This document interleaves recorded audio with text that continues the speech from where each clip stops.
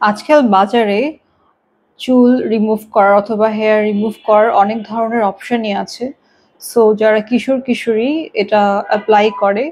কিন্তু কিছু মানুষের ক্ষেত্রে দেখা যায় এটার পর স্ট্রবেরি স্কিন অথবা চিকেন স্কিন অথবা কেরাটোসিস পিলারিস এই জিনিসটা হয়ে থাকে।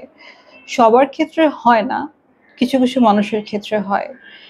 এটা কেন হয়? কারণ যখন কেউ ভ্যাকসিন করে অথবা শেভিং ঠিকভাবে না করে অথবা একটা শেভিং ক্রিম ইউজ করে চুল সরানোর জন্য, তখন পোরসটা অথবা ফলিকেলটা ব্লক হয়ে যায়। তখন একটা স্ট্রবেরি স্কিনের মতো হয়, ছোট, ছোট, ছোট, ছোট মনে হয় যে চুলটা বের হয়ে থাকে। তো আবার অনেকের ক্ষেত্রে ছোট, ছোট কালো, কালো, লাল, লাল দাগও হয়ে যায়। তো এই সমস্যা থেকে কিভাবে রেহাই পাবেন? আপনি প্রতিদিন ভালো একটা ময়েশ্চারাইজার ইউজ করবেন। সপ্তাহে ১ দিন এক্সফোলিয়েশন করবেন। আর যে ময়েশ্চারাইজার আর লোশনটা ইউজ করছেন খেয়াল রাখবেন এতে যেন ল্যাকটিক অ্যাসিড আর গ্লাইকোলিক অ্যাসিড থাকে। আর এরপরেও যদি আপনার এই সমস্যার সমাধান না হয়, তাহলে আপনার জন্য ভালো একটা অপশন হচ্ছে লেজার হেয়ার রিমুভাল।